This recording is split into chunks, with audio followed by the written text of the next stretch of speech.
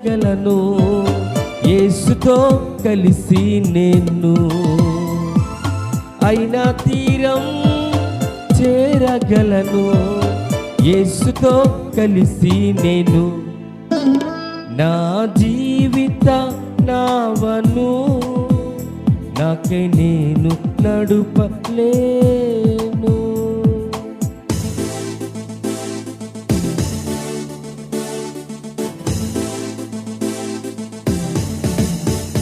గతంలో కమ్ముకొచ్చిన పొగ మంచుతో వరసవాడు నిజంగా చాలా మంచు, ఆ ప్రయాణానికి చాలా కష్టం.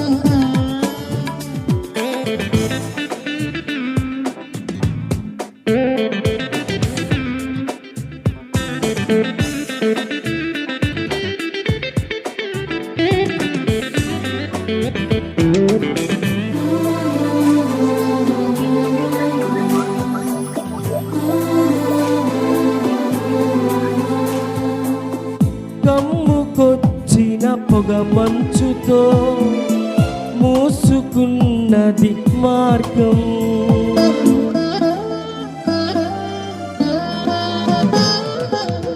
కమ్ముకొచ్చిన పొగ మంచుతో మూసుకున్నది మార్గం, కానరాదు ఏ సహాయం, కానరాదు ఏ సహాయం, అయినా తీరం చేరగలను యేసుతో కలిసి నేను అయినా తీరం చేరగలను యేసుతో కలిసి నేను నా జీవిత నావను నాకై నేను నడుపలేను.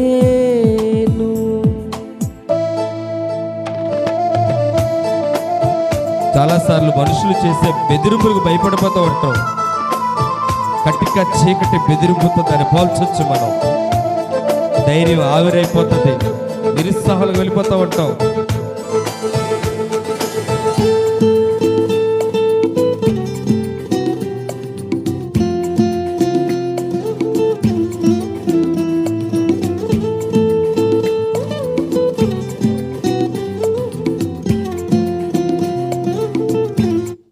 Incoming call.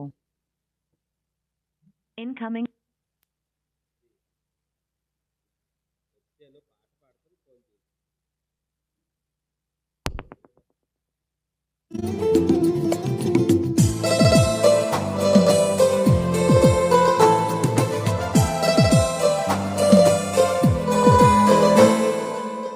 కటిక చీకటి బెదిరింపుతో ఆవిరైనది ధైర్యం,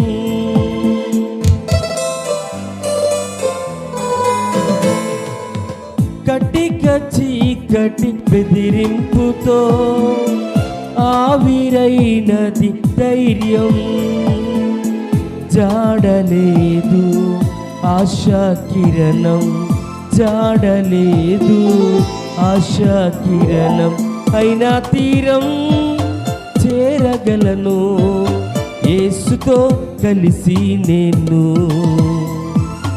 అయినా తీరం చేరగలను యేసుతో కలిసి నేను నా జీవిత నావను నాకై నేను నడుపలేను, నా జీవిత నావను నాకై నేను నడుపలేను, అయినా తీరం చేరగలను యేసుతో కలిసి నేను అయినా తీరం చేరగలను యేసుతో కలిసి నేను నా జీవిత నావను నాకై నేను నడుపలేను.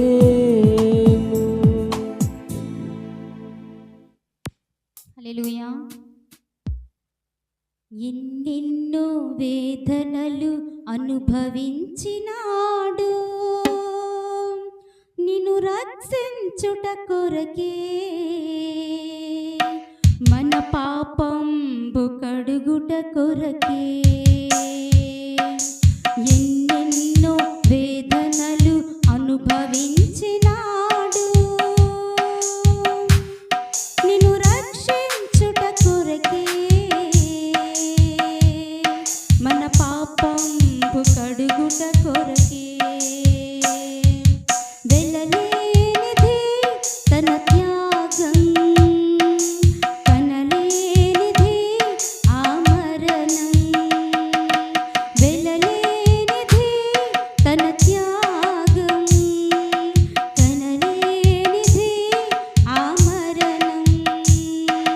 విలువైన నీ కోసమే బలియాయెను మన కోసమే. విలువైన నీ కోసమే బలియాయెను మన కోసమే. క్రీస్తేసుని త్యాగం మన కోసము బలియాగము. నీ రక్షణ తన ధ్యేయం చున్న నిత్య జీవము. క్రీస్తేసుని త్యాగం మన కోసము బలియాగము. నీ రక్షణ తన ధ్యేయము. మన నమ్మినచో నిత్య జీవము. ఎన్నెన్నో వేదనలు అనుభవించినాడు నిన్ను రక్షించుట కొరకే మన పాపంబు కడుగుట కొరకే. ఎన్నెన్నో వేదనలు అనుభవించినాడు. ఎంతెంత అవమానము సహించెను తన మౌనము. ఎంతెంత అవమానము సహించెను తన మౌనము. అన్యాయమే గెలిచిందిగా మన శిక్షకు తన తల వంచెగా. అన్యాయమే గెలిచిందిగా మన శిక్షకు తన తల వంచెగా. మెలిపెట్టిన కొరడాలు చీల్చేసెను తన తనువును. వలికించెను తన రక్తము మన పాప పరిహారమే. మన పాప పరిహారమే. క్రీస్తేసుని త్యాగము మన కోసము బలియాగము. నీ రక్షణ తన దేహము. నీవు నమ్మినచో నిత్య జీవము. ఎన్నెన్నో వేదనలు అనుభవించినాడు నిన్ను రక్షించుట కొరకే మన పాపంబు కడుగుట కొరకే. ఎన్నెన్నో వేదనలు అనుభవించినాడు. శిరమంతా ముల్లేగా పలుమార్లు దిగబాడగా. శిరమంతా ముల్లేగా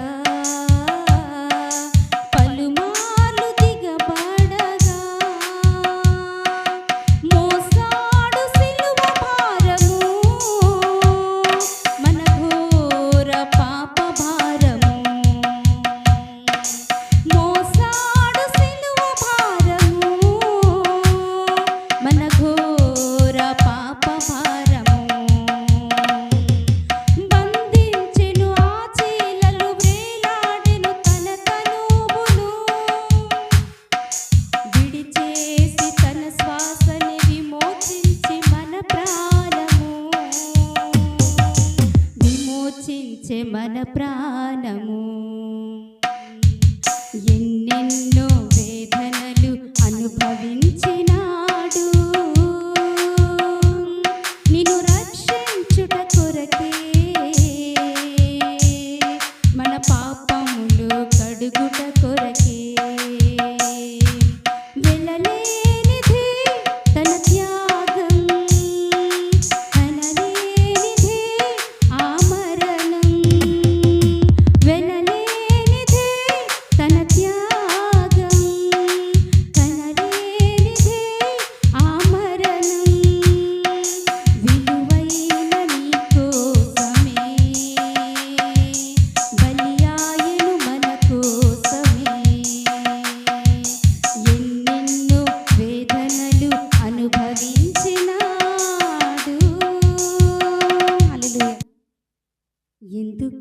కన్నీరు ఎందుకా వేదన నీ దుఃఖ దినములని సమాప్తమైనదని తెలుసుకొనేస్తమా యేసయ్య మాటిది ఎందుకింక కన్నీరు ఎందుకా వేదన నీ దుఃఖ దినములని సమాప్తమైనదని తెలుసుకొనేస్తమా యేసయ్య మాటిది పరలోక మహిమను నీ కొరకు విడిచెను తన ప్రాణము పెట్టి నిన్ను బ్రతికించెను పరలోక మహిమను నీ కొరకు విడిచెను తన ప్రాణము పెట్టి నిన్ను బ్రతికించెను ఇంత చేసిన వాడు నీకు దూరమవుతాడా సందేహమును వీడి సిలువ దర్శనము పొంది బ్రతికితే క్రీస్తు కొరకు చావైతే లాభమనుకో బ్రతికితే క్రీస్తు కొరకు చావైతే లాభమనుకో ప్రాణమా నాలో తొందరపడకుమా ప్రాణమా నాలో తొందరపడకుమా ఎందుకింక కన్నీరు ఎందుకా వేదన నీ దుఃఖ దినములని సమాప్తమైనదని తెలుసుకొనేస్తమా యేసయ్య మాటిది మన్ను అడ్డుకుందని మొలకెత్తకుందువా రాళ్ళు రువుతారని ఫలింపకుందువా మన్ను అడ్డుకుందని మొలకెత్తకుందువా రాళ్ళు రువుతారని ఫలింపకుందువా ఎండిన భూమిలో మొలచిన మొక్కవలె పెరిగెను యేసయ్య ద్రాక్షవల్లిగా అంటుకట్టబడి నీవు బహుగా ఫలించును అంటుకట్టబడి నీవు బహుగా ఫలించును ప్రాణమా నాలో తొందరపడకుమా ప్రాణమా నాలో తొందరపడకుమా ఎందుకింక కన్నీరు ఎందుకా వేదన నీ దుఃఖ దినములని సమాప్తమైనదని తెలుసుకొనేస్తమా యేసయ్య మాటిది అపజయముల మధ్య వెనుకంజ వేయకుమా పోరాడుచున్నది అంధకార శక్తులతో అపజయముల మధ్య వెనుకంజ వేయకుమా పోరాడుచున్నది అంధకార శక్తులతో దేవుడిచ్చు సర్వాంగ కవచమును ధరించుకొని దుపాత భూమిని స్తుతియాగము చేయుము దేవుడిచ్చు సర్వాంగ కవచము ధరించుకొని దుపాత భూమిని స్తుతియాగము చేయుము జయమే ఊపిరిగా గురి యొద్దకి సాగిపో జయమే ఊపిరిగా గురి యొద్దకు సాగిపో ప్రాణమా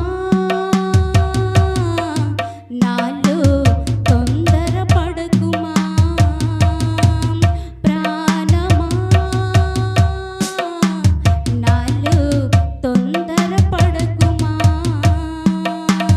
ఎందుకింక కన్నీరు ఎందుకా వేదన నీ దుఃఖ దినములని సమాప్తమైనదని తెలుసుకొనేస్తమా యేసయ్య మాటిది హల్లెలూయా స్తోత్రం హల్లెలూయా వందనాలు వందనాలు వరాలు పంచే నీ గుణ సంపన్నతకు వందనాలు వందనాలు వరాలు పంచే నీ గుణ సంపన్న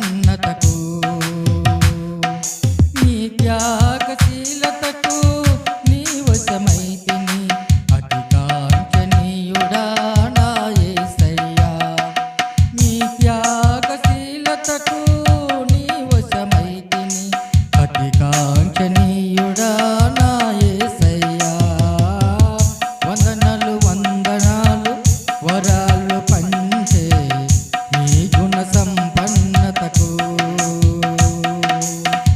వందనాలు వందనాలు వరాలు పంచే నీ గుణ సంపన్నతకు. ఇహలోక ధన నిధులన్నీ శాశ్వతము కావని ఎరిగి తిని. ఇహలోక ధన నిధులన్నీ శాశ్వతము కావని ఎరిగి తిని. ఆత్మీయ ఐశ్వర్యం పొందుట కొరకే ఉపదేశ క్రమమొకటి మాకిచ్చితివి. ఆత్మీయ ఐశ్వర్యం పొందుట కొరకే ఉపదేశ క్రమమొకటి మాకిచ్చితివి. వందనాలు వందనాలు వరాలు పంచే నీ గుణ సంపన్నతకు. వందనాలు వందనాలు వరాలు పంచే నీ గుణ సంపన్నతకు. యజమానుడా నీ వైపు దాసుడనైనా కన్నులెత్తగా. యజమానుడా నీ వైపు దాసుడనైనా కన్నులెత్తగా. యాజక వస్త్రములతో నన్ను అలంకరించి నీ ఉన్నత పిలుపును స్థిరపరిచితివే. యాజక వస్త్రములతో నన్ను అలంకరించి నీ ఉన్నత పిలుపును స్థిరపరచితివే. వందనాలు వందనాలు వరాలు పంచే నీ గుణ సంపన్నతకు. వందనాలు వందనాలు వరాలు పంచే నీ గుణ సంపన్నతకు. ఆద్యంతము లేని అమరత్వమే నీ స్వంతము. ఆద్యంతము లేని అమరత్వమే నీ స్వంతము. నీ వారసత్వపు హక్కులన్నీయు నీ ఆజ్ఞను నెరవేర్చగ దయచేసితివి. నీ వారసత్వపు హక్కులన్నీయు నీ ఆజ్ఞను నెరవేర్చగ దయచేసితివి. వందనాలు వందనాలు వరాలు పంచే నీ గుణ సంపన్నతకు. వందనాలు వందనాలు వరాలు పంచే నీ గుణ సంపన్నతకు. నీ త్యాగశీలతకు నీ వశమైతిని అతి కాంక్షణీయుడా నా యేసయ్యా. నీ త్యాగశీలతకు నీ వశమైతిని అతి కాంక్షణీయుడా నా యేసయ్యా.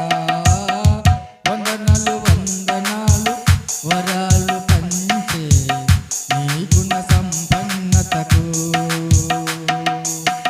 వందనాలు వందనాలు వరాలు పంచే నీ గుణ సంపన్నతకు. దేవుని దేవుని పరిశుద్ధ గణనామానికి మహిమ కలుగును గాక. హల్లెలూయా. శబ్దమా హల్లెలూయా. హల్లెలూయా. చాలా సంతోషం పిల్లల. దేవుడు మరలా 11వ దినం ఇటు రీతిగా ఆయన పాద సముఖములో ఉండి ఆయన నామాన్ని స్తుతించడానికి తిరిగి శ్రమకాల ధ్యాన కూటాలు ప్రారంభించడానికి ప్రభు చక్కటి శ్రేష్టమైన విలువైన సమయాన్ని మనందరికీ అనుగ్రహించిన విధానాన్ని బట్టి దేవుని ఉన్నత నామమునకు ఘనత కలుగును గాక. మరి సమయంలో ఈ 11వ దినంలో దేవుని యొక్క వాక్యాలు మనం చదువుదాం. 2 భాగాలుగా. మొదటి భాగము కీర్తనల గ్రంథము 47:2 నుంచి 4 చరణాలు చదువుదాం. 2వ భాగము మొదటి కొరింథీ రాసిన పత్రిక 15వ అధ్యాయము 27-28 వచనాలు 2వ భాగంగా చదువుదాం. మొదటి భాగము 47వ సంకీర్తన 2 నుంచి 4 చరణాలు తల్లిగారు మీనాటి గారు చదివి వినిపిస్తారు. రెండవ భాగం మొదటి కొరింథీ పత్రిక 15వ అధ్యాయం 27-28 వచనాలు రాజారావు గారు చదివి వినిపిస్తారు. తదుపరి తల్లిగారు నీలవేణి గారు ప్రార్థనలో నడిపిస్తారు. ఈ దినము ఏర్పాటు చేయబడినటువంటి మొదటి భాగముగా కీర్తనలో రాసిన గ్రంథము 47వ అధ్యాయము 2వ వచనం నుండి 4 వచనములు. యెహోవా మహోన్నతుడు, భయంకరుడు. ఆయన సర్వభూమికి మహారాజై ఉన్నాడు. ఆయన జనములను మనకు లోపర్చును, మన పాదముల కింద ప్రజలను అనగదొరుక్కును. తాను ప్రేమించిన యాకోబునకు మహాతిశయాస్పదముగా మన స్వాస్థ్యమును ఆయన మన కొరకు ఏర్పాటు చేసి ఉన్నాడు. దేవుడి వాక్యం దీవించు. దేవునికి స్తోత్రం. హల్లెలూయా. దినము ఏర్పాటు చేయబడినటువంటి 2వ వాక్య భాగముగా 1వ కొరింథీయులకు రాసిన 15వ అధ్యాయములో నుండి 27వ వాక్యము 28వ వాక్యము ధ్యానించుకుందాం. దేవుడు సమస్తమును క్రీస్తు పాదముల క్రింద లోబర్చి ఉంచెను. సమస్తమును లోబర్చబడి ఉన్నదని చెప్పినప్పుడు ఆయనకు సమస్తమును లోబర్చిన వాడు తప్ప సమస్తమును లోబర్చబడి ఉన్నదను సంగతి విశదమే. మరియు సమస్తమును ఆయనకు లోబర్చబడి ఉన్నప్పుడు దేవుడు సర్వంలో సర్వమగు నిమిత్తము కుమారుడు తనకు సమస్తమును లోబర్చిన దేవునికి తానే లోబడును. దేవుని పరిశుద్ధ వాక్యం దీవించిన గాక. ఆమేన్.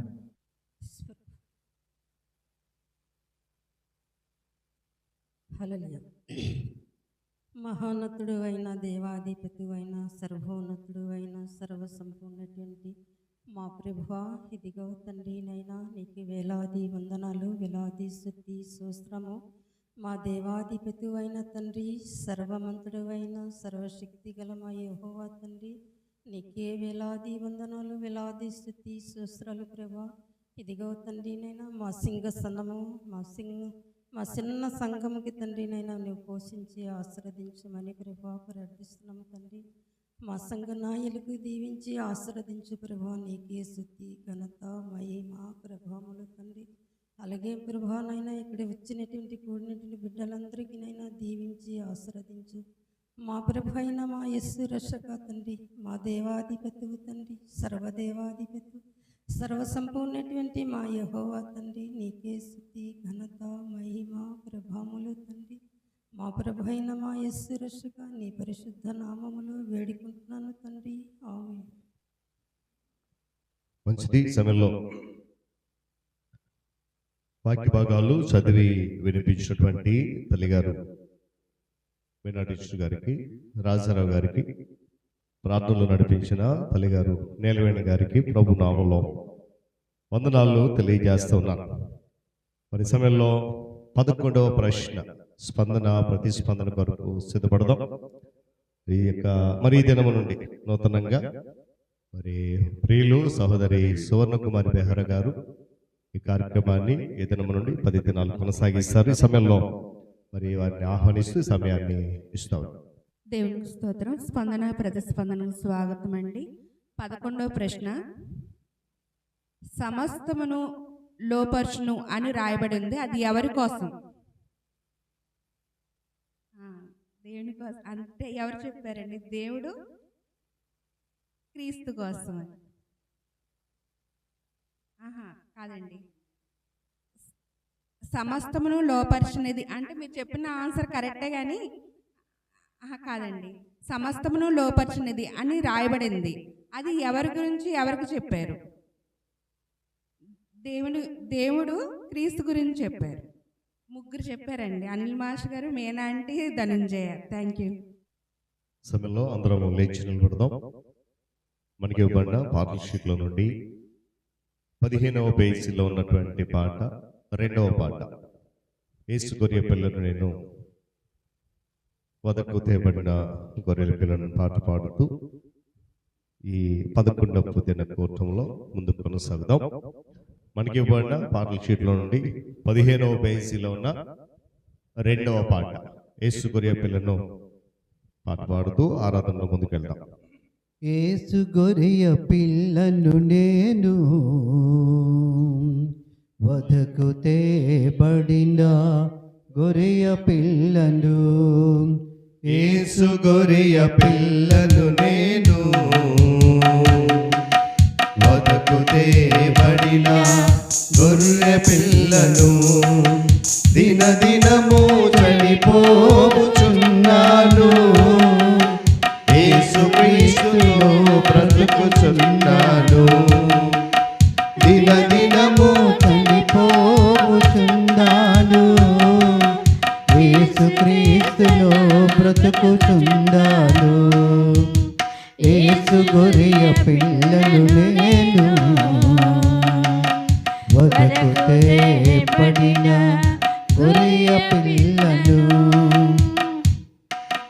నా తలపై ముళ్ళగుచ్చబడినవి,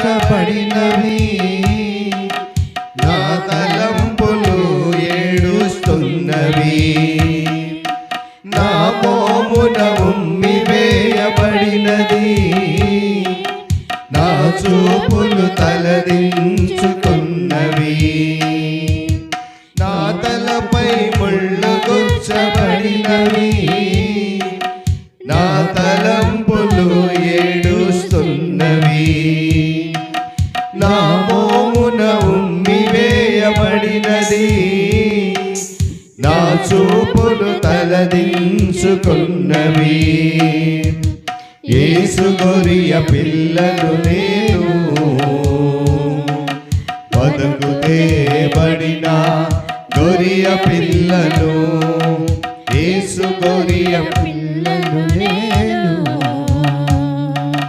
వధకు తేబడిన గొర్రెయ పిల్లను. నా చేతులు సంకెళ్ళు పడినవి, నా వ్రాతలు చెరిగిపోవుచున్నవి. నా కాళ్ళకు మేకులు దిగబడినవి, నా నడకలు రక్తసిక్తమైనవి. నా చేతులు సంకెళ్ళు పడినవి, నా వ్రాతలు చెరిగిపోవుచున్నవి. నా కాళ్ళకు మేకులు దిగబడినవి, నా నడకలు రక్తసిక్తమైనవి. యేసు గొర్రెయ పిల్లను నేను, వధకు తేబడిన గొర్రెయ పిల్లను. యేసు గొర్రెయ పిల్లను నేను, వధకు తేబడిన గొర్రెయ పిల్లను. దేవుని పరిశుద్ధ గణనామమునకు మహిమ కలుగును గాక. హల్లెలూయా. చెప్పాలి సంతోషంగా, హల్లెలూయా, హల్లెలూయా. చాలా సంతోషం పిల్లరా. దేవుడు తన మహాకృపను బట్టి మరలా మరి ఒక దినము వ్యవధి తర్వాత ఈ శ్రమకాల శిలువ ధ్యానాలు 11వ దినములో ప్రభు సన్నిధిలో ఉండడానికి వాళ్ళందరినీ కూడా ఆయన ప్రోత్సాహపరిచి బలపరిచి నడిపించిన విధానాన్ని బట్టి దేవుని ఉన్నతమైన నామములో సమస్త ఘనత మహిమ ప్రభావములు చెల్లిస్తూ ఉన్నాను. మరి చేరవచ్చిన మీ అందరికీ, సంఘ పెద్దలైన వారికి, విశ్వాసులకు యేసుక్రీస్తు వారి పరిశుద్ధ నామములో సాయంకాలపు శుభాలు. మరొకసారి నూతన మాసములో దేవుడు మనందరినీ ఇటు రీతిగా ప్రేమించిన విధానాన్ని బట్టి ఆయన నామమునకు సమస్త మహిమ చెల్లునుగాక. నేరుగా దేవుని వాక్యముకు వెళ్దాం.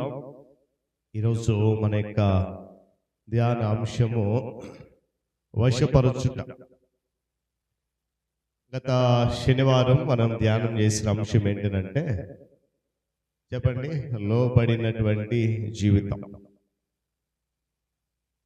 దేవుడు ఎవరైతే తనకు లోబడి జీవిస్తారో, ఎవరైతే ఆయనకు అనుకూలంగా తమ బ్రతుకును మార్చుకుంటారో, ఎవరైతే దేవుని యొక్క మాటను బట్టి స్థిరంగా విశ్వాస జీవితంలో కొనసాగుతారో, అలాంటి వారికి ఆయన ఇచ్చేటువంటి ఒక ఉన్నతమైన బహుమానమే ఈరోజు మనం ధ్యానం చేయబోతున్నాం.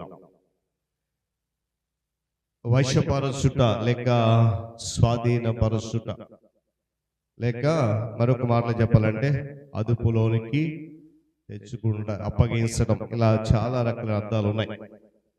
అయితే ఈ భాగంలో 2 భాగాల్లో కూడా ఈ మాట మనకు లేదు. వాస్తవానికి వశపరచడం అనే మాట చెప్పండి, ఉందా లేదా? లేదు. మరి ఎందుకు ధ్యానం చేస్తున్నాం మనం? చెప్పాలి. కారణం ఏంటంటే దానికి ఉన్న మరొక అర్థం ఏంటంటే లోపరచు.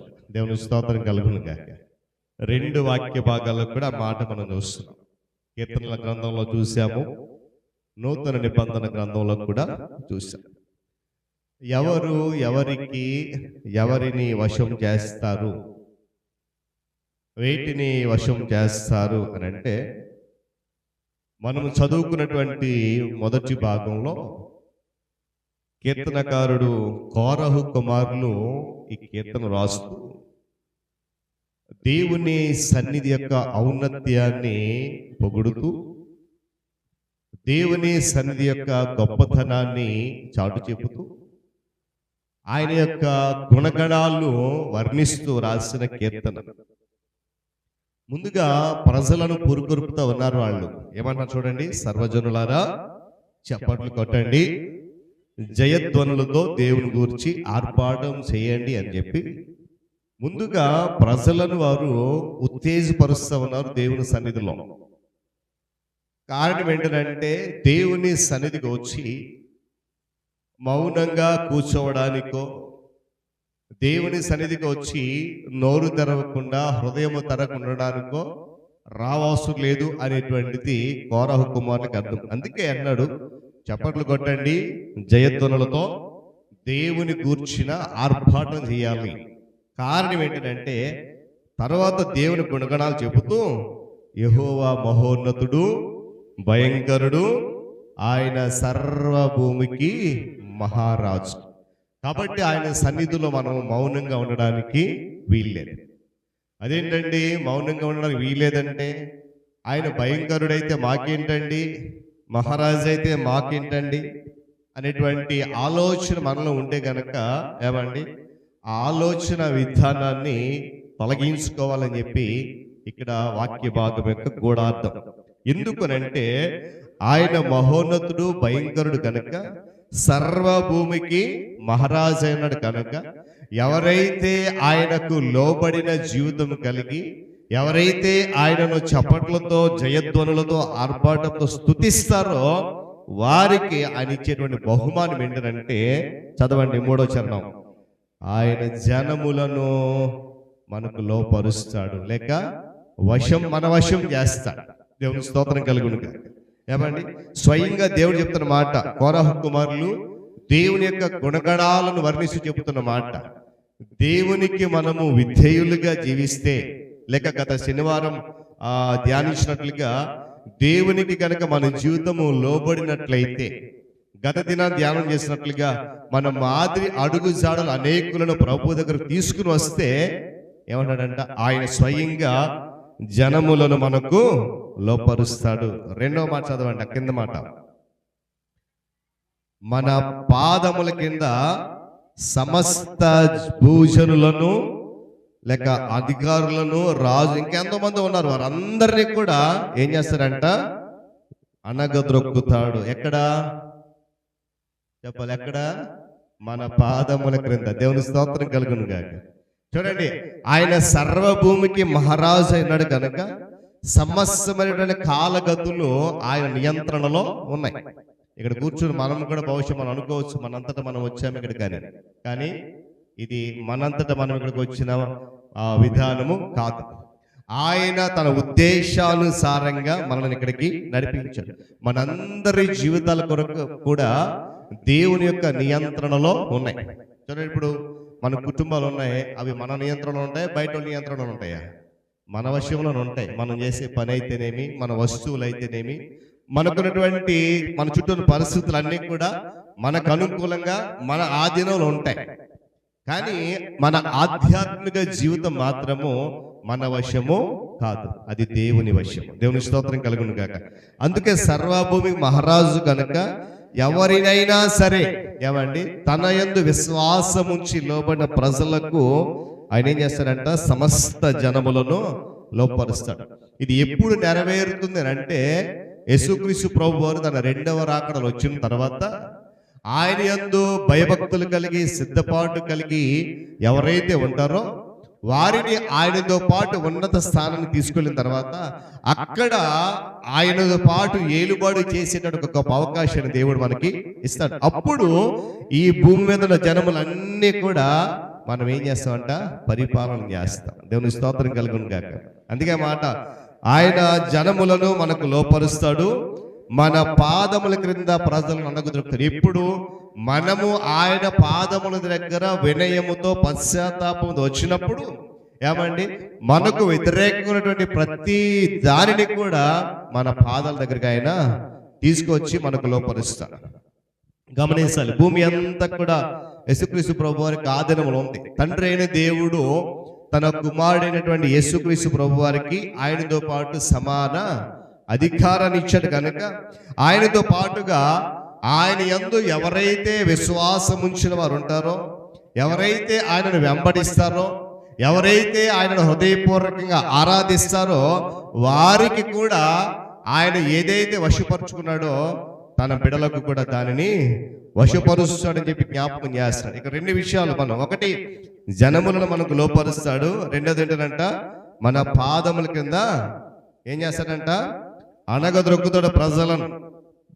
చూడండి, అంత అధికారాన్ని మనం పొందుకోవాలనంటే మనం ఏం చేయాలా, దేవుని అధికారానికి మనల్ని మనము సమర్పించుకోవాలి. దేవుని స్తోత్రం కలుగును గాక. ఇప్పుడు చూడండి, లోకంలో మనకి ఏదైనా అధికారం కావాలనుకోండి, ఎన్ని పాటలు పడతామో కదా, రకరకాల పాటలు పడతాం, ప్రయాసపడతాం. కారణం ఏంటి, ఎలాగైనా ఆ అధికారాన్ని దక్కించుకోవాలి. దానికి ఎవరి దగ్గరికి వెళ్ళాలన్నా, ఏ అధికారి దగ్గరికి వెళ్ళాలన్నా, ఇంకా ఇంకా ఇంకా పై స్థాయి దగ్గరికి వెళ్ళాలన్నా వెళ్తాం. కారణం ఏంటి, అధికారం మనకి కావాలి. అయితే ఇక్కడ అధికారం ఎలా వస్తుందంటే ప్రజల యొక్క రికమెండేషన్తో కానీ, ప్రజల యొక్క ప్రోత్సాహంతో కానీ, ప్రజలందరూ కలిసి గెలిపిస్తే వచ్చే అధికారం కాదు ఇది. మరి ఎలా వస్తుందంటే ప్రారంభం చెప్పినట్లుగా ఆయన మాటకు ఎవరైతే విధేయులు జీవిస్తారో వారికే ఈ అధికారము, అనగా జనమంతటిని కూడా పరిపాలన చేసేటువంటి అధికారాన్ని ప్రవేశిస్తానంటున్నాడు. చూడండి, ఇక 1 కొరింథీ పత్రిక మనం చదివిన వాక్య భాగంలో రాబోతున్నటువంటి లోకం మీద మనిషి అంటండి అధికారం చేస్తాడంట. ఒకసారి మాటలు చదవండి. చూడండి, అక్కడ చక్కటి మాట, దేవుడు అనగా తండ్రి అయినటువంటి దేవుడు సమస్తమును తన కుమారుడైన క్రీస్తు పాదముల కింద లోపరిచి ఉంచెను. కీర్తనకాడు ఏమని రాశాడు, ఆయన ప్రజలను మనకు లోపరుస్తాడు, జనములను మనకు లోపరుస్తాడు, మన పాదముల కింద వారిని అనగదొరుకుతాడని చెప్పి కీర్తనకాడు రాస్తే, ఇక్కడ స్వయంగా భక్తుడు పౌలు కొరింథీ సంఘం చెప్తున్న మాట ఏంటంటే, తండ్రి అయినటువంటి దేవుడు దేనినైతే తన ఆధీనంలో ఉంచుకున్నాడో, దేనినైతే ఆయన స్వాధీనం చేసుకున్నాడో దాని అంతటి కూడా తన కుమారుని క్రీస్తు పాదముల క్రింద, దేవుని స్తోత్రం కలుగును గాక, ఆయన దగ్గర కాదు ఎక్కడంట, ఆయన పాదముల కింద లోపరిచాడు. సమస్తమును లోపరచబడి ఉన్నదని చెప్పినప్పుడు ఆయనకు సమస్తమును లోపరిచిన వాడు తప్ప ఉన్నదన్న సంగతి విషదమే. అంటే చూడండి, తండ్రి అయినటువంటి దేవుడు పాత నిబంధన కాలములో తన యొక్క ప్రజలకు ఆ అధికారాన్ని ఇస్తూ ఉంటే, నూతన నిబంధన వచ్చేసరికి విశ్వాసులందరి గుంపు మీద, భూమి అంతటి మీద తన కుమారుడికి మాత్రమే అధికారం ఇచ్చాడు. కారణం ఏంటంటే పాత నిబంధన కాలములో రాజులు, యాజకులు, ఏమండి ప్రవక్తలు ప్రజలను ఏలుబడి చేసేవారు. గమనించాలి మాట, రాజులు, ప్రవక్తలు, ఏమండి ఆ యాజకులు ఏలుబడి చేసేవారు.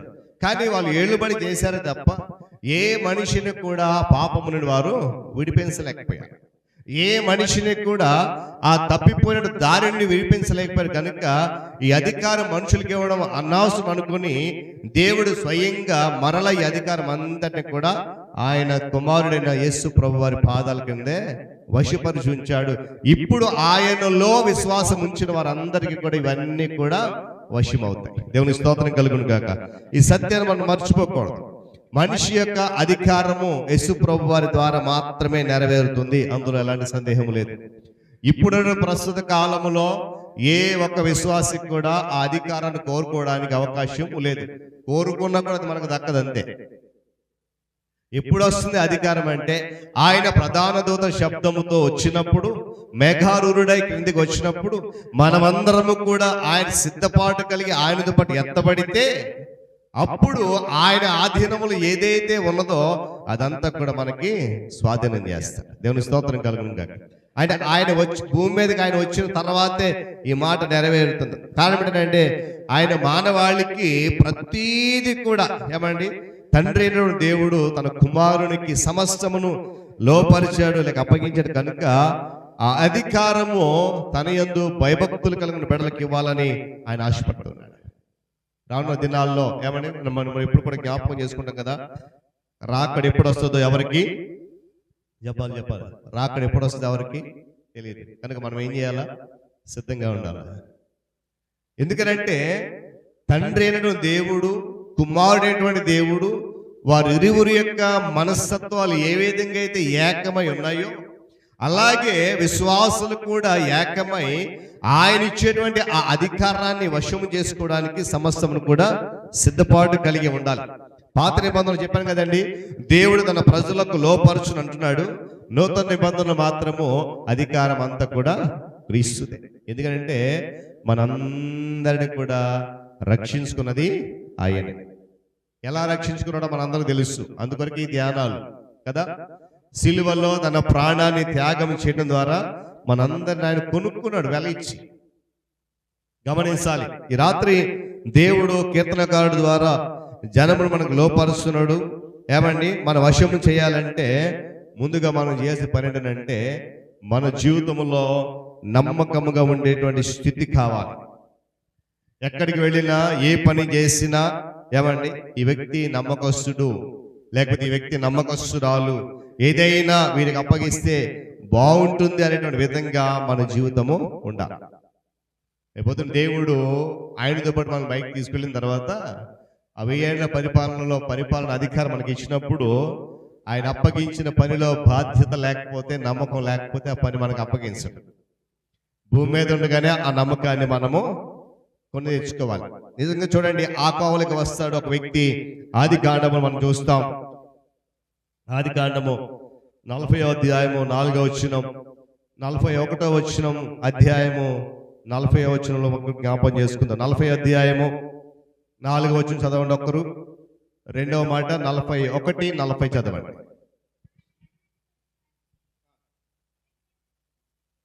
ఆ సేనాధిపతి వారిని యోసేపు వశము చేయగా అతడు వారికి ఉపచారము చేసెను. చాలండి.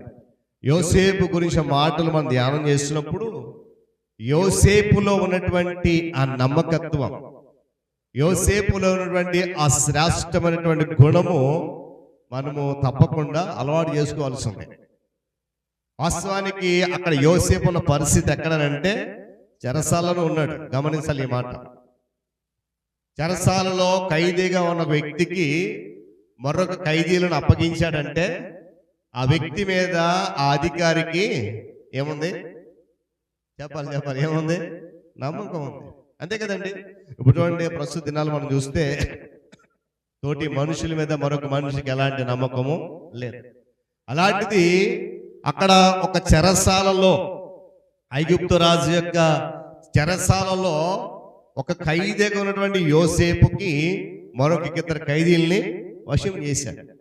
అప్పగించినప్పుడు యోసేపు చేసిన పని ఏంటి చూడండి. అక్కడ వారికి ఏం చేశాడంట? ఉపచారం చేశాడు.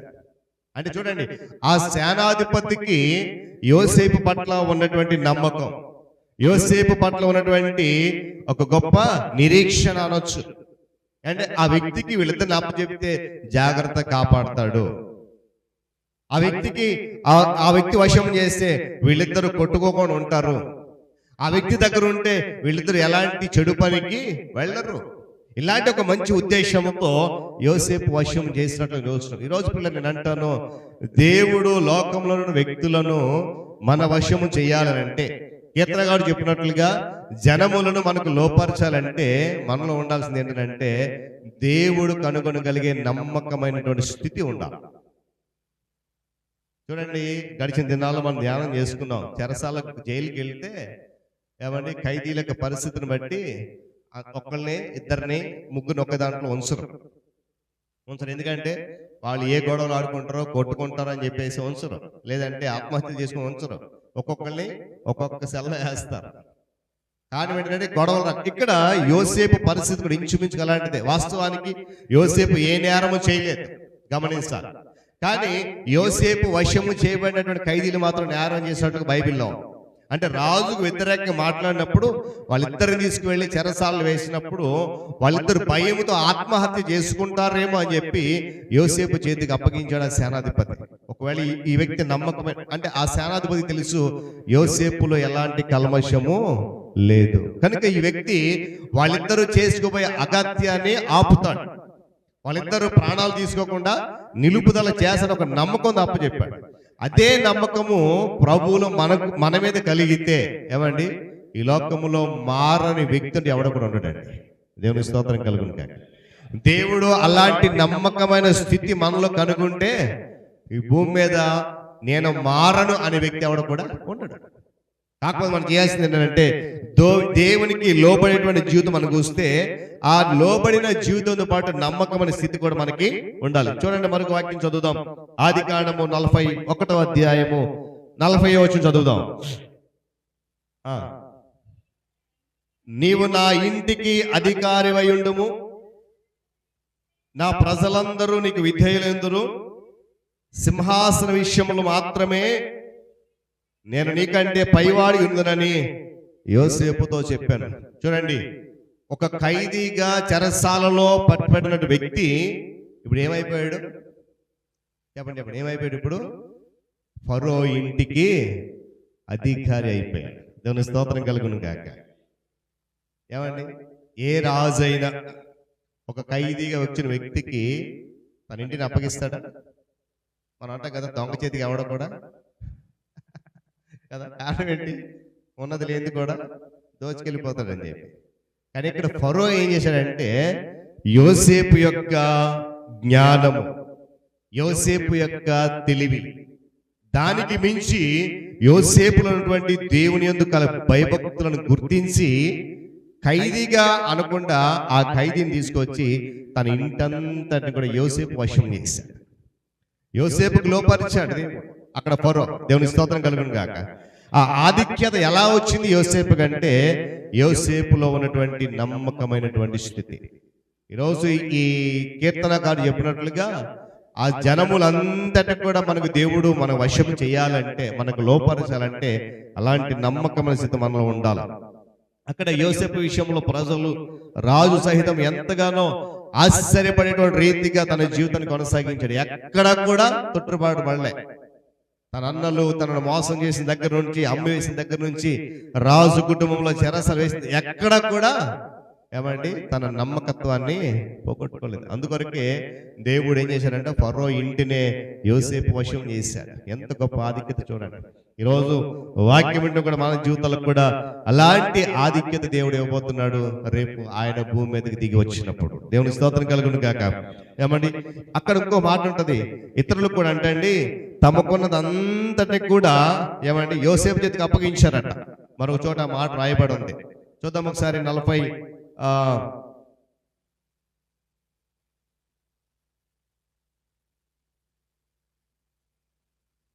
అక్కడ మరో చోట క్షమించాలి.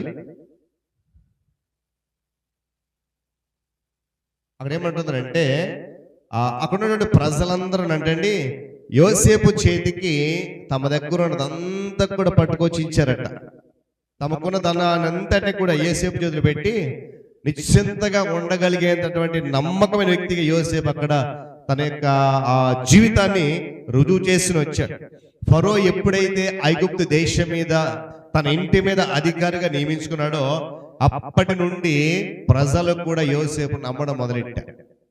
నేను మళ్ళా జ్ఞాపకం చేస్తున్నాను, బానిసగా బంధించబడిన వ్యక్తి ఏమండి ఐగుప్తు దేశానికి ఉన్నత స్థానంలో ఉండి ఆ దేశం అంతటి కూడా తన చేతికి అప్పగించగలిగినటువంటి నమ్మకమైన దేవుణ్ణి ఆరాధిస్తున్నాడు కనుక ఆ యొక్క ఆ గొప్ప ఆధిక్యత అనేది సాధ్యమైంది.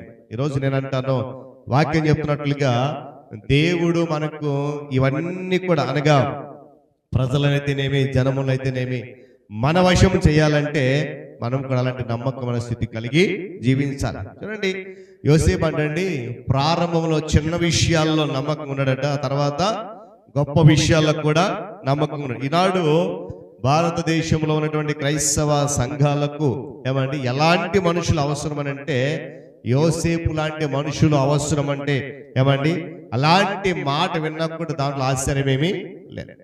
తనకున్న దాని అంతటి కూడా ఒక నమ్మకమైన స్థితిని జ్ఞాపకం చేసి, అంతేకాకుండా దేవుని సహాయంతో శత్రువులను కూడా వశపరుచుకునేటువంటి ఆధిక్యత దేవుడు యోసేపుకి ఇచ్చాడు. ఆయన ఇచ్చేటువంటి దీవెనలను వర్షపరచుకోవడానికి మనందరినీ కూడా ఆయన ఏర్పాటు చేసుకున్నాడు. అందుకే ఆ మాట చూడండి, రెండవ భాగంలో మాట చదువుతున్న ఒకసారి చదవండి, ఒకసారి రెండవ భాగంలో మాట 28వ వచనం. మరియు సమస్తమును ఆయనకు లోపరచబడినప్పుడు దేవుడు సర్వములో సర్వముగు నిమిత్తము కుమారుడు తనకు సమస్తమును లోపరిచిన దేవునికే తాను లోబడతాడు. దేవుని స్తోత్రం కలుగును గాక. గమనించాలి, ఆనాడు పిల్లరా యోసేపు చేతికి ఏ విధంగా అయితే ఫరో తన యొక్క ఆ ఇంటందరినీ అప్పగించాడో ఈ లోకములో పాపపు జీవితంలో జీవిస్తున్న మనందరినీ కూడా తన కుమారుడి ద్వారా రక్షించుకొని మనందరినీ కూడా ఆయన వశం చేశాడు. ఇప్పుడు మనందరం కూడా యేసు ప్రభు వారి యొక్క ఆధీనంలో ఉన్నాం.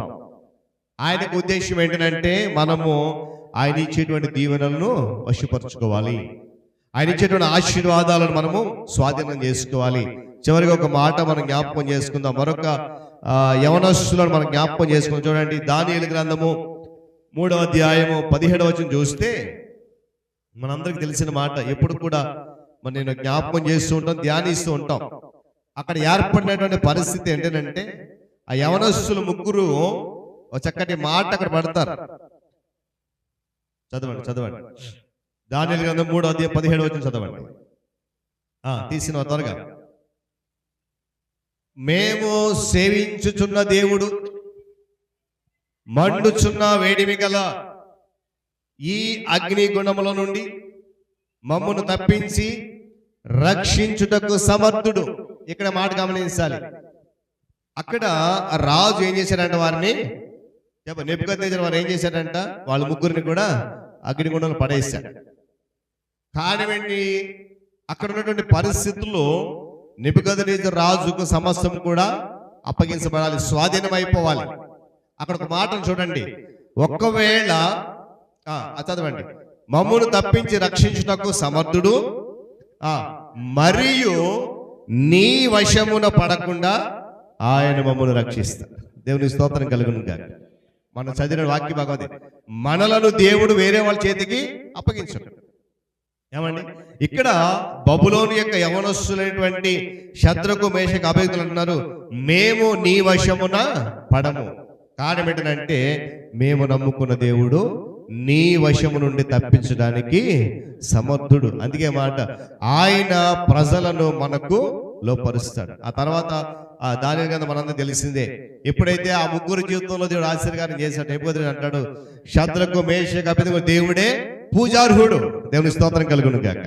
అక్కడ వాళ్ళందరినీ కూడా ఈ ముగ్గురు ద్వారా దేవుడు వారందరూ తనకు వశపరుచుకున్నాడు. ఈరోజు నేను అంటాను పిల్లరా, అలాంటి ఆధిక్యత మనం పొందుకుంటున్నాం. అంటే మరణము నుండి కూడా కాపాడి విజయమును వశపరిచినటువంటి దేవుడు మన దేవుడు. యోబు జీవితంలో కూడా ఒక చక్కటి మాట ఉంది. ఏమండి, ఆయన ఒక మాట అంటాడు అపవాదితో, అతడు నీ వశమును ఉన్నాడు అంటాడు. యోబునేమంటాడు, చదవండి ఒకసారి ఆ మాట. 1వ అధ్యాయం 12వ వాక్యం ముగించుకుందాం. యోబు గ్రంథం 1వ అధ్యాయం 12వ వాక్యం. అతనికి కలిగిన సమస్తము నీ వశం. చూడండి, ఇక్కడ సర్వోన్నతుడైన దేవుడు అపవాది చేతికి తన బిడ్డను అప్పగిస్తున్నాడు. అప్పగించినది విడిచిపెట్టేశాడా? ఏమండి గమనించాలి, ఏమాత్రం కూడా విడిచిపెట్టలే. అని అన్నాడు, అతడు నీ వశంలో ఉన్నాడు, కానీ అతని ప్రాణము మాత్రం నీ వశము కాదు. అసలు ప్రాణాన్ని ముట్టుకోవడానికి అవకాశం లేదు. 2వ వచనం ఉంటుంది అన్నమాట. అందుకు యెహోవా, అతడు నీ వశంలో ఉన్నాడు, అతని ప్రాణము మాత్రము నీవు ముట్టొద్దు. చూడండి, యోబు యొక్క జీవితము సాతాను వశం చేయకుండా తిరిగి మరలా రెట్టింపు దీవెనతో దీవించినటువంటి దేవుడు. నిధికి మా జ్ఞాపకం చేస్తానంటే, ఒకవేళ కొన్ని సందర్భాల్లో దేవుడు మనల్ని సాతాను వశం చేసినా, సాతాను ఆధీనానికి మనకు అప్పగించినా కూడా మరలా ఆ బంధకుని ఎలా విడిపించాలో కూడా తెలిసిన దేవుడు. దేవుని స్తోత్రం కలుగును గాక. అందుకొరకు కొన్నిసార్లు మనము శోధనకు గురైనప్పుడు, ఏమన్నా శ్రమలు మనల్ని ఆవరించినప్పుడు మనం ఏమాత్రం కూడా దిగుడు పడాల్సిన అవసరము లేదు. కనుక ఈ రాత్రి మనం గమనించాల్సిన విషయం ఒకటి, దేవుడు తన వాగ్దానము అనగా భూమి మీద ఉన్నటువంటి ప్రజలను మనకు లోపరిచి మన పాదముల కింద వారిని అణగద్రొక్కుతాను అని ఇచ్చిన వాగ్దానం మన చేత నెరవేరాలంటే యోసేపు అనేటువంటి నమ్మకమైన స్థితి మనలో ఉండాలి. దానియేలు తన స్నేహితులు వంటి ఏమండి ధైర్యము గల విశ్వాసము మనలో ఉండాలి. యోబు వంటి నిరీక్షణ కలిగిన సాహసం మనలో ఉంటే తప్పకుండా దేవుడు ఏమని భూమి మీద ఉన్నటువంటి జనములను మన వశాన చేస్తాడు. దానికి ముందుగా ఇంకో మాట మనం జ్ఞాపకం చేసుకోవాలి, వాటిని దేవుడు మన వశం చేయాలంటే మనం చేయాల్సిన పని ముందుగా ఆయనకు లోబడిన జీవితం కలిగి ఉండాలి. గత శనివారం మనం ధ్యానం చేసిన అంశం అదే. కనుక అలా వశపరచుకోవడానికి మనం ఏం చేయాలి అనేది ఆలోచన చేద్దాం. దేవుడి మాటలు ముందుకు తీసుకువెళ్ళను గాక. తనలో కళ్ళు మూసుకురండి, ప్రార్థన చేసుకుందాం. ప్రేమ మహోన్నతుడ, మీకు వందనాలు. తిరిగి 11వ దినములో శ్రమకాల శిలువ ధ్యాన కూడికలను ప్రారంభించాం.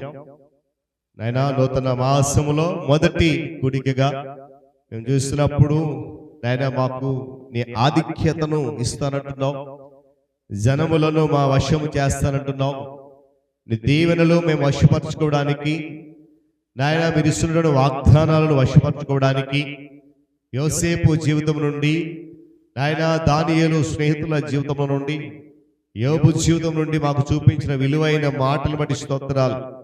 నాయనా, మేము లోకంలో ఎన్నో వశం చేసుకోవాలని చూస్తున్నాం, కానీ శ్రేష్టమైన నీ వాగ్దానాన్ని వశపరచుకోవడానికి ఒకవేళ ప్రయత్నం చేయట్లేదేమో. ఈ రాత్రి నేనున్నాను, మీ వశము చేయడానికి సమర్థుడినని నాకు గొప్ప వాగ్దానాన్ని మీరు మాకు ఇచ్చినందుకు స్తోత్రాలు. అయితే ఆ వాగ్దానం పొందుకోవాలంటే మేము లోబడాలి అని నీ వాక్యం మాకు సూటిగా మాట్లాడింది. ఆ వాక్యాన్ని విని వెళ్ళిపోకుండా నాయన వాక్యానుసారంగా జీవించే కృప దయచేయండి.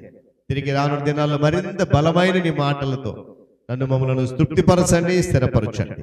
యేసు నామములో ఈ ప్రార్థన అడుగుతున్నాను తండ్రి, ఆమేన్. మంచిది. పిల్లల సమయంలో ప్రకటనలు విందాం. సంఘ అధ్యక్షులు ప్రియుల అనిల్ మాస్టర్ గారు ప్రకటనలు తెలియజేస్తారు. దేవునికి వందనాలు. మరి ఈరోజు 11th డే ఒక యథావిధిగా ఒక మంచి సందేశాన్ని పాస్టర్ గారి ద్వారా విన్నాం. లోబడే జీవితం. ఇక్కడ 2 భాగాలు మనం చూస్తే, మొదటిది తండ్రి ఏం చేశాడట, జనాల్ని లోపరిచాడు. రెండవ చూస్తే మరి పౌలు అన్నట్టుగా తండ్రి సమస్తాన్ని ఎక్కడ ఉంచాడు, యేసయ్య పాదాల క్రింద ఉంచాడు. లోపడడం అంటే ఏంటంటే పూర్తిగా మరి అక్కడ చూస్తే అదుపులో ఉంచుకోవడం, పూర్తిగా మనం ఇమ్మర్స్ అయిపోవడం. అయితే లోబడడం వల్ల ప్రయోజనం ఉందా అంటే ఉందా లేదా? ఉంది. 3 విషయాలు పాస్టర్ గారు చెప్పారు. ఉదాహరణ చెప్పారు, పలానా వాళ్ళు దేవునికి లోబడ్డారు కాబట్టి ఈ ఆశీర్వాదాలు పొందారంటూ పాస్టర్ గారు ఏం చెప్పారంటే, ఫస్ట్గా యోసేపు గురించి చెప్పారు. యోసేపు చెరసాల్లో ఉన్నాడు, ఒక ఖైదీ. అయితే ఖైదీని ఖైదీలా కాకుండా అక్కడ ఏంటంట, వాళ్ళు మరొక ఖైదీని అతనికి అప్పచెప్పారంటే యోసేపులో ఉన్నటువంటి నమ్మకత్వం చూడండి. యోసేపు పూర్తిగా లోబడ్డాడు కాబట్టి ఈవెన్ దో అతను ఖైదీగా ఉన్నా కూడా మరొక ఖైదీని అప్పచెప్తాడు. అంటే లోబడ్డం వల్ల వచ్చే ఆశీర్వాదం ఇక్కడ మనం చూసాం. అయితే ఆ యోసేపు చివరికి ఏమయ్యాడు, ఫరో ఇంటికే ఏమైపోయాడు, అధికారిగా ఉన్నాడు. హల్లెలూయా. చూడండి ఎలాంటిది విషయం. ఒక ఖైదీ పూర్తిగా దేవునికి లోబడ్డాడు కాబట్టి ఏమైపోయాడు, ఫరో ఇంటికే అధికారాన్ని చేశాడు. అంటే దేవునికి సమస్తము కూడా సాధ్యమే. అదేవిధంగా దానియేలు 3 స్నేహితులు, వాళ్ళ గురించి కూడా వాళ్ళు కూడా పూర్తిగా వాళ్ళొక మాట అంటారు, మేము నమ్ముకున్న దేవుడు సమర్థుడు. చూడండి, సమర్థుడు. వాళ్ళకి తెలుసు ఎంత ఇది వచ్చినా వాళ్ళు వెనకాడరు. అలాగే యోబు గురించి కూడా మనం తెలుసుకున్నాం.